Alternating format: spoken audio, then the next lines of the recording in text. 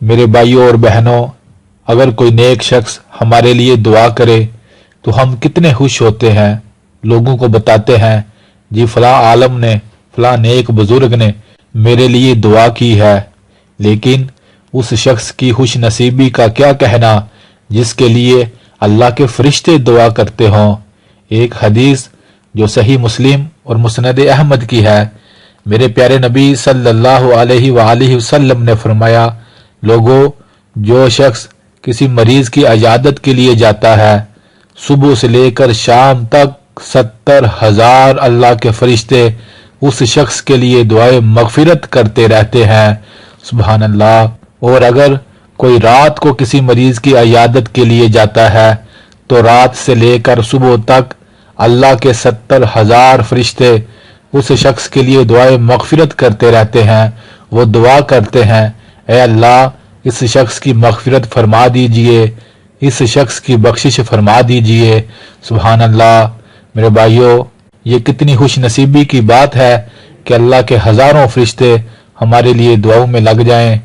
یہاں ایک اور نکتہ بڑا غور طلب ہے کہ اگر کوئی کسی مریض کی عیادت کے لیے جائے تو ہزاروں فرشتے اس کے لیے دعا کرتے ہیں، اور اگر کوئی درد دل رکھنے والا انسان کسی مریض کو دوائی لے دے یا کسی بھی طرح کسی مریض کی مالی مدد کر دے تو آپ سوچے تو صحیح میرے بھائیوں اور بہنوں، اللہ اسے اس جہاں میں اور اگلے جہاں میں کتنی حسنوں سے نوازیں گے۔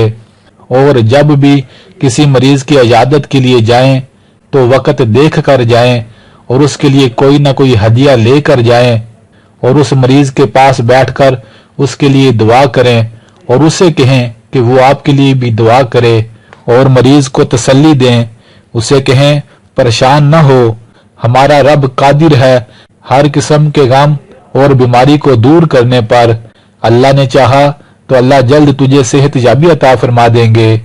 اسے کہیں نا امید نہ ہونا، مسلمان تو اپنے رب سے بڑی امید رکھنے والے ہوتے ہیں۔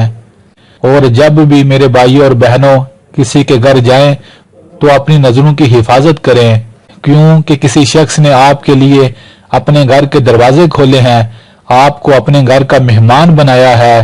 لیکن کچھ ایسے بد فطرت لوگ ہوتے ہیں جو کسی کے گھر مہمان بن کر جاتے ہیں اور اس کے گھر کی باتیں نوٹ کر کے باہر آ کر لوگوں کو بتاتے ہیں، جی اس کی بیٹی ایسے کر رہی تھی، اس کی بیوی ایسے کر رہی تھی، اس کے بچے اس کی بات نہیں مان رہے تھے، ایسی باتیں باہر آ کر بتاتے ہیں۔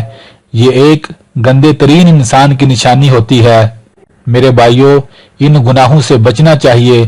قیامت کے دن ہمیں اپنے ایک ایک بول کا حساب دینا ہوگا۔ تو میرے بھائیوں اور بہنوں، اگر کوئی شخص آپ کے ارد گرد بیمار ہے تو اللہ کی رضا کے لیے ضرور اس کی عیادت کے لیے، اس کی تیمارداری کے لیے جائیں۔ اس سے 70,000 فرشتے آپ کے لیے دعاؤں میں لگ جائیں گے۔ اللہ سے دعا ہے جہاں کہیں بھی کوئی شخص بھی بیمار ہے، اللہ سب کو صحت اور تندرستی عطا فرمائے، اور جن کے پاس صحت کی نعمت ہے انہیں اللہ کا شکر ادا کرنے والا بنائے۔ آمین۔